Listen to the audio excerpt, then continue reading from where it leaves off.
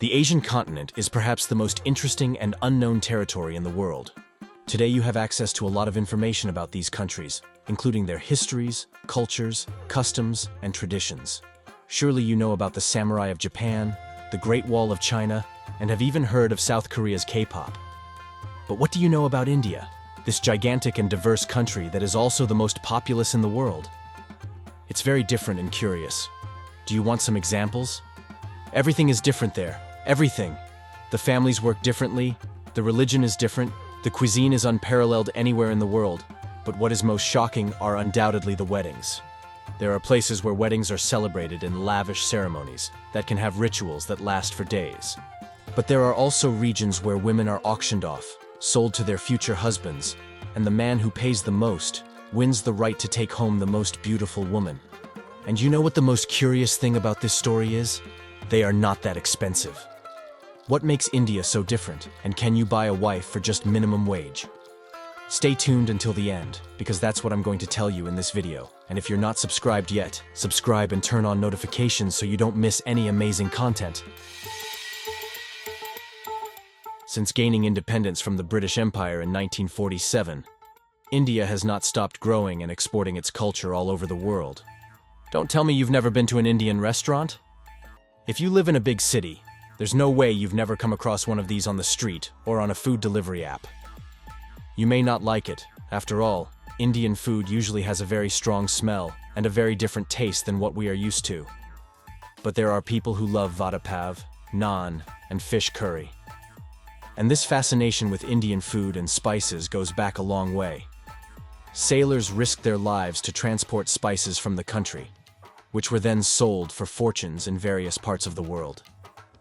And you want to know something else that is also very old? I'm talking about Indian religion. The country has several, after all. With more than 1 billion people in its territory, it is impossible that they are all the same and believe in the same thing.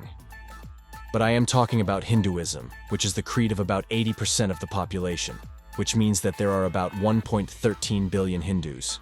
Yes, that is a lot of people.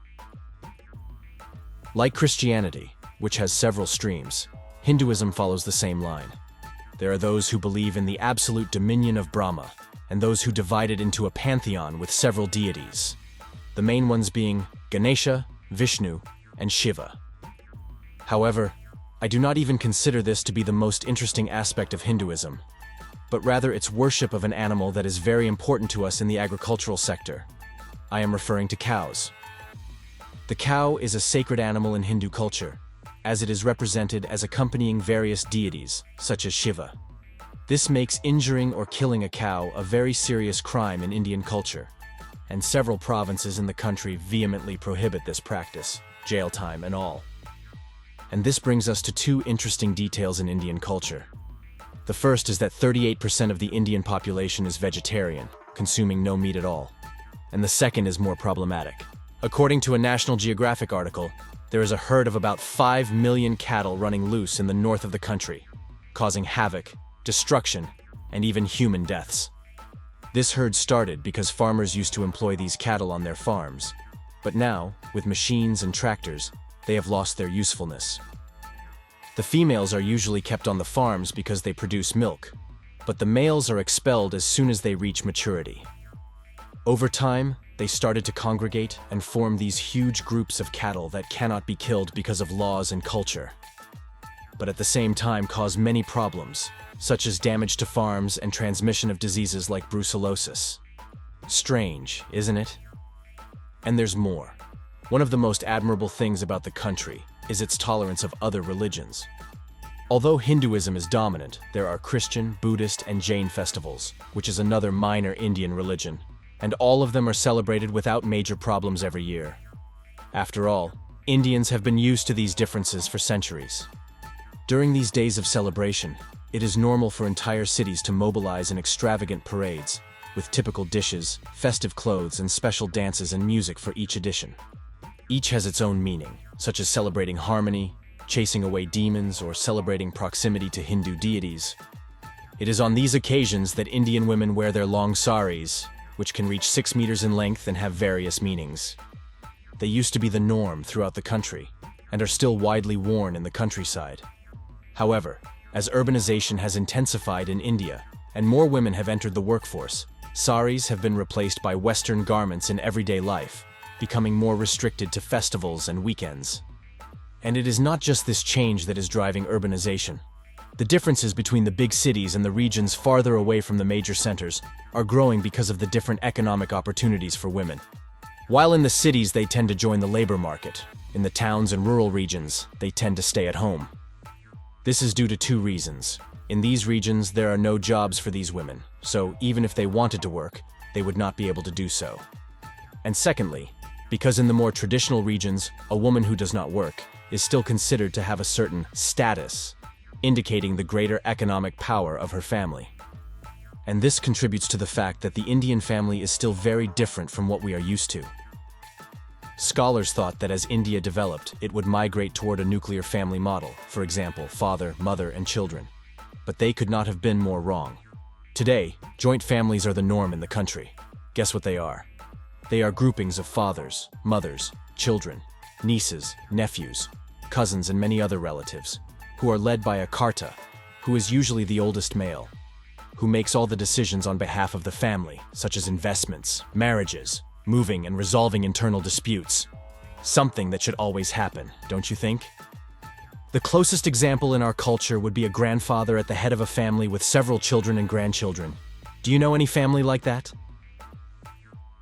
And it is the presence of karta that creates some of the significant differences in Indian marriage. The first of these is that there are places where marriages are still arranged between families, who introduce the prospective bride and groom when they are still teenagers. Today, it is more common to let the bride and groom meet and choose, and only then does the karta give the final word. But there are cases and cases. These arrangements may take place to strengthen ties with the local community, to improve the social status of the family, or even for economic reasons, such as business deals and mergers of formerly competing companies. Then, to formalize the marriage, families often exchange gifts, and the bride and groom exchange the rings they will wear after the ceremony. They vary, but in many regions of India, it is common for these gifts to be very expensive, and may even be pure gold bullion. From there, days of festivities and rituals begin until the ceremony, which involves a lot of partying and music, until finally the bride says goodbye to her father's family, because she is now part of her husband's family. As you can see, weddings are big, long, and usually very luxurious in India, and that also makes them very expensive. You may have seen some news recently about a pre-wedding party in India that made headlines around the world. But if you haven't, don't worry, I'm going to tell you about it.